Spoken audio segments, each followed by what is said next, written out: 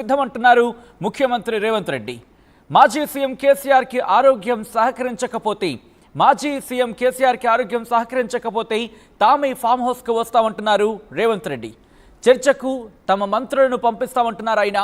Seniority సరిపోదంటే నేను కూడా వస్తా అంటూ చెప్పుకొచ్చారు ముఖ్యమంత్రి. ఓపెన్ ఆఫర్ ఇచ్చారు ముఖ్యమంత్రి రేవంత్ రెడ్డి. మాజీ ముఖ్యమంత్రి కేసీఆర్ కి ఓపెన్ ఆఫర్ ఇవ్వడం జరిగింది ముఖ్యమంత్రి రేవంత్ రెడ్డి. హైదరాబాద్లోని ప్రజాభవన్లో కృష్ణానది జలాలపై ఆంధ్రప్రదేశ్ ద్వారా జరిగిన అక్రమ జల వినియోగంపై తెలంగాణ ప్రభుత్వం పవర్ పాయింట్ ప్రెజెంటేషన్ ఇచ్చింది. ఆంధ్రప్రదేశ్ ప్రభుత్వం అక్రమ జల వినియోగం చేస్తుందంటూ ఆరోపణ నేపథ్యంలో తెలంగాణ ప్రభుత్వం పవర్ పాయింట్ ప్రెజెంటేషన్ నిర్వహించింది. ఈ పవర్ పాయింట్ ప్రెజెంటేషన్లో సీఎం రేవంత్ రెడ్డి మాట్లాడారు. కేసీఆర్ హయాంలోని ఆంధ్రప్రదేశ్ కృష్ణా జలాల్లో నీటి దోపిడీ మొదలైంది, ఏపీ కృష్ణా జలాల్లో నీటి దోపిడీ మొదలైందంటూ కూడా చెప్పుకొచ్చారు. అంటే ఆంధ్రప్రదేశ్ కృష్ణా జలాల్లో నీటి దోపిడీ మొదలైంది అప్పుడే అంటూ కూడా ఆయన చెప్పుకొచ్చారు. తెలంగాణ వచ్చాక కేసీఆర్ 10 ఏళ్ల పాటు ముఖ్యమంత్రిగా ఉన్నారు. కృష్ణాలో నీళ్లు తెలంగాణకు వచ్చిన వెంటనే ఒడిసి పట్టాల్సింది, వచ్చిన చోట వదిలేసి కన్నూరు నుంచి తిరిగి వచ్చాక పట్టుకుంటామంటున్నారు. జూరాల నుంచి నీరు తీసుకుందామని చిన్నారెడ్డి ఆ రోజున సూచించారు. చిన్నారెడ్డిని కేసీఆర్ అవమానించారు. ఆ రోజే చిన్నారెడ్డి మాట కేసీఆర్ విని ఉంటే నీళ్ల దోపిడీ జరిగేది కాదు అంటూ కూడా ఆయన ఇక్కడ మాట్లాడారు. ఇక చిన్నారెడ్డి సౌమ్యుడు కాబట్టి ఏం మాట్లాడలేదు. ఈ ద్రోహానికి కేసీఆర్ను 100 కొరడా దెబ్బలు కొట్టాలి అంటూ కూడా ఆయన వ్యాఖ్యానించారు. అక్కడ ఇక మేం సరిదిద్దుతూ ఉంటే తప్పుదారి పట్టించే ప్రయత్నం చేస్తున్నారు, తప్పు చేసి మాపై నిందలు మోపుతున్నారంటూ కూడా రేవంత్ రెడ్డి ఆరోపించిన పరిస్థితి. ఇంకా ఎటువంటి అంశాలను ప్రస్తావించడం జరిగింది, దీంతో పాటు మరిన్ని అంశాలను ప్రస్తావించారు. బట్ ఇక్కడ ఏమంటున్నారంటే కనుక సరే ఇప్పుడు మీరే కనుక చర్చకు కావాలనుకుంటే చర్చ కోరుకుంటే అసెంబ్లీలో నిర్వహిద్దాం, లేకపోతే ఎర్రవల్లి ఫామ్ హౌస్కి సంబంధించి అంటారా, అక్కడ కూడా సిద్ధమే అంటూ కూడా చెప్పుకొచ్చారు. మాజీ సీఎం కేసీఆర్కు CM Revanth Reddy open offer ఇచ్చారు. ఎర్రవల్లి ఫామ్ హౌస్లో చర్చకు తాను సిద్ధమంటున్నారు ఆయన. ఈ నేపథ్యంలో ఇంకా ఎటువంటి అంశాలు ఆయన ప్రస్తావించడం జరిగింది, ఎటువంటి అంశాలు ఆయన ప్రస్తావించారు, అలాగే చర్చకు సంబంధించి ఇంకా ఏమనడం జరుగుతోంది తెలుసుకునే ప్రయత్నం చేద్దాం. మా ప్రతినిధి మధు ఎప్పటికప్పుడు ఇటు తెలంగాణ పాలిటిక్స్ని కీన్గా అబ్జర్వ్ చేస్తూ వాటిని ఎప్పటికప్పుడు విశ్లేషిస్తూ వాటిని ఎప్పటికప్పుడు మీ ముందుంచే ప్రయత్నం చేస్తున్నారు. ఒకసారి మధు దగ్గరికి వెళ్ళే ప్రయత్నం చేస్తున్నారు. మధు, ఇంట్రెస్టింగ్ డెవలప్మెంట్కి ఏదో చెప్పుకోవాలి, ఎందుకంటే నిన్న మొదటి వరకు ఒక చర్చ అయితే ఈరోజు ఇంకో చర్చకు దారితీసిన పరిస్థితి అని చెప్పుకోవాలి. మాజీ సీఎం కేసీఆర్కు CM Revanth Reddy open offer అంటూ చర్చ జరుగుతున్న నేపథ్యంలో ఎప్పుడు ఏం జరిగే అవకాశం కనిపిస్తోంది? నిజంగా ఎర్రవల్లి ఫామ్ హౌస్లో చర్చకు తాను సిద్ధమంటూ చెప్పిన రేవంత్ రెడ్డి ఇటువంటి సినారియోలో ఇప్పుడు నిజంగా బీఆర్ఎస్ ఆహ్వానించే అవకాశం ఉందా, లేకపోతే బీఆర్ఎస్ యాక్సెప్ట్ చేస్తుందా? మరి ముఖ్యంగా మాజీ ముఖ్యమంత్రి కేసీఆర్ యాక్సెప్ట్ చేసే అవకాశం ఉందంటే చర్చ జరుగుతుందా బీఆర్ఎస్ లో? ఎటువంటి డిస్కషన్స్ ఉన్నాయి?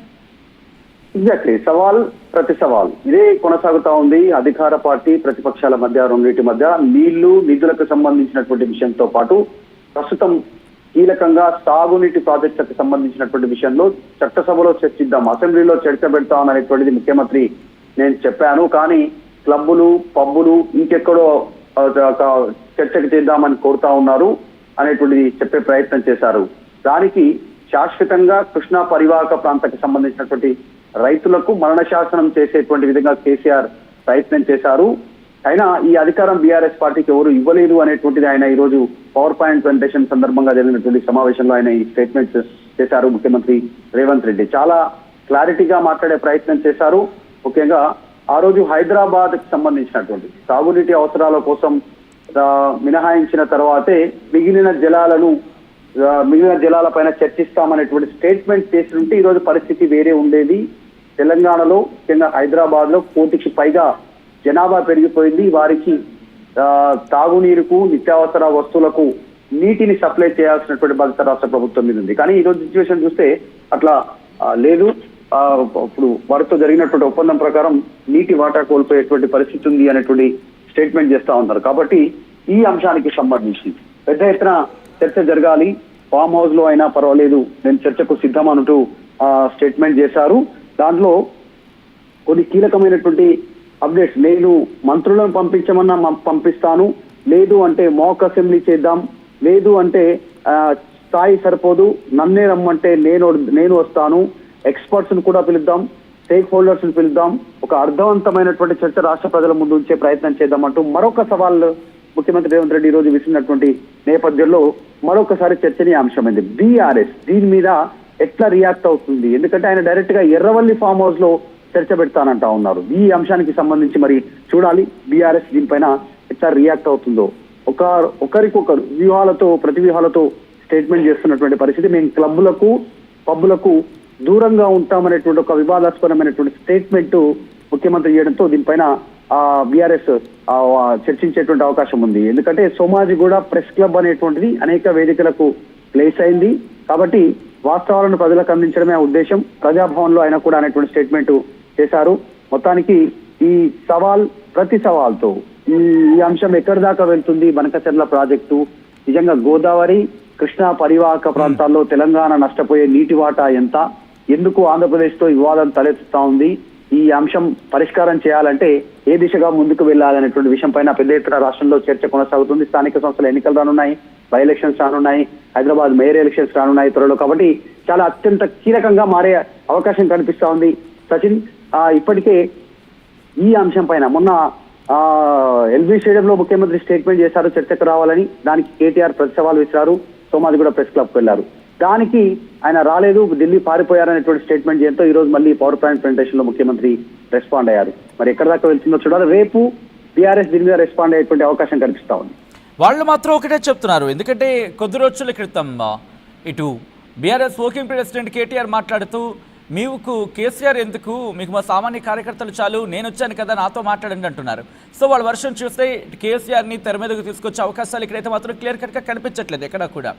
సో ఇప్పుడు కాంగ్రెస్ ఏం చేయబోతుంది? ఎందుకంటే కాంగ్రెస్ ఒకటే అంటోంది మాజీ ముఖ్యమంత్రి కేసీఆర్ ఇటు అసెంబ్లీకి వచ్చి మాట్లాడిన చర్చకు సిద్ధం, లేకపోతే వాళ్ళు అడిగి ఒకవేళ ఆయన ఆరోగ్యం సహకరించకపోతే కనుక ఎర్రవల్లి ఫామ్ హౌస్కి వచ్చినా మేము చర్చకు సిద్ధం అంటూ కూడా చెప్తున్న నేపథ్యంలో ఈ రెండు ఎక్కడైనా కామన్ పాయింట్ ఏమైనా కనిపిస్తోందా? ఇటు బీఆర్ఎస్లో ఎటువంటి డిస్కషన్ ఉంది, కాంగ్రెస్లో ఎటువంటి డిస్కషన్ ఉంది? ఎగ్జాక్ట్లీ నిజంగానే ఇప్పుడు సాధారణంగా ఆరోగ్యం సహకరించట్లేదు. కొద్దిసేపటి క్రితం కూడా ఒక కీలకమైనటువంటి స్టేట్మెంట్ వచ్చింది. మాజీ ముఖ్యమంత్రి కేసీఆర్ కొద్దిసేపటి క్రితమే ప్రకటన వచ్చింది. ఆ ప్రకటనలో మెన్షన్ చేసింది ఏంటంటే రేపు మళ్ళీ ఒకసారి ఆసుపత్రికి వెళ్ళేటువంటి ప్రయత్నం చేస్తున్నట్టుగా తెలుస్తా ఉంది. ఆరోగ్యం మెరుగుపడింది, గత వారం అడ్మిట్ అయ్యారు, 2 రోజుల పాటు నిర్వహించిన వైద్య పరీక్షల్లో ఆయన బాగానే ఉన్నారు, డిశ్చార్జ్ అయ్యారు అనేటువంటి ఒక స్టేట్మెంట్ ఇచ్చారు.